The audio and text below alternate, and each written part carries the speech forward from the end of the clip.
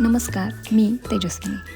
February चालू झाला की जवळजवळ सगळ्याच पाश्चात्य देशांमध्ये हिवाळा म्हणजे विंटर संपून स्प्रिंग म्हणजे आपल्या मराठीमधला वसंत ऋतू चालू होतो. त्याच वसंतातली ही सुंदर सकाळ. अनेक महिन्याच्या धुक्यानंतर आणि ओल्या थंडीनंतर आज बाहेर पडल्यावर जेव्हा सोनेरी किरण अंगावर आले तेव्हा मनात आनंदाची एक लहर उमटली. ते ऊन अंगावर घेतल्यावर असं वाटलं की जणू निसर्गाने आपल्याला घट्ट मिठी मारली आहे. लंडनच्या हॅरो भागात असलेलं हे उद्यान सुमारे 26 एकर परिसरात पसरलं आहे. या पार्कला मोठा राऊंड मारला तर तो साधारण 1.5 किलोमीटरचा होतो. या पार्कला 5 एंट्री गेट आहेत. पार्कमध्ये असलेलं फुटबॉल ग्राउंड आज अगदी शांत आहे. इथे अगदी लहान मुलांपासून मोठ्यांपर्यंत सगळे फुटबॉल खेळतात. रात्री पडलेल्या दवामुळे गवताची पाती चकाकत आहेत. हिवाळ्याच्या बर्फानंतर आता ते गवत पुन्हा हिरवगार होऊ पाहत आहे. किड्स प्ले एरिया सध्या रिकाम आहे. त्या लोखंडी झोपाळ्यावर उन्हाची किरणं पडली आहेत. ते मुलांच्या खेळण्याची वाट पाहत आहेत. खूप वेगवेगळ्या प्रकारची खेळणी इथं आहेत.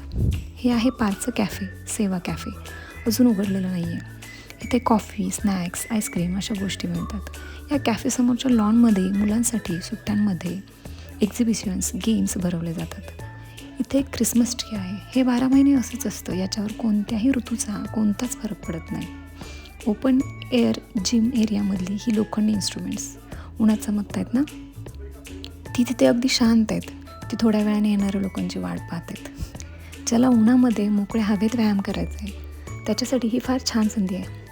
हे टेनिस कोर्ट. इथे 2 टेनिस कोर्ट आहेत. तुम्ही इथे टेनिस कोर्टची कोचिंग घेऊही शकता आणि देऊही शकता. टेनिस कोर्टवर वाऱ्याची एक झुळूक आणि हे कोवळं ऊन. मजा येईल ना खेळायला. लंडनमधली वसंताची ही सकाळ भारतातल्या सकाळपेक्षा वेगळी आणि इमोशनल असते. तिथे कडाक्याच्या थंडीनंतर जेव्हा सूर्य पहिल्यांदा हसतो तेव्हा केवळ हवामान बदलणं नसतं तर तो मनाचा पुनर्जन्म असतो. माणसं नसतानाच हे पार्क अधिक बोलकं वाटतं. ही सकाळ आपल्याला सांगते की शांतता ही सुद्धा एक सुंदर भाषा आहे. निसर्ग जेव्हा एकटा असतो तेव्हा तो अधिक खुलून दिसतो. बागेत आणि रस्त्याच्या कडेला डोकं वर काढणारी ही पिवळी धमक डॅफोडिल आणि जांभळी क्रॉकसची फुलं. वाऱ्याच्या लहरीवर डुलणारी ही फुलं जणू आपल्याकडे बघून हसतात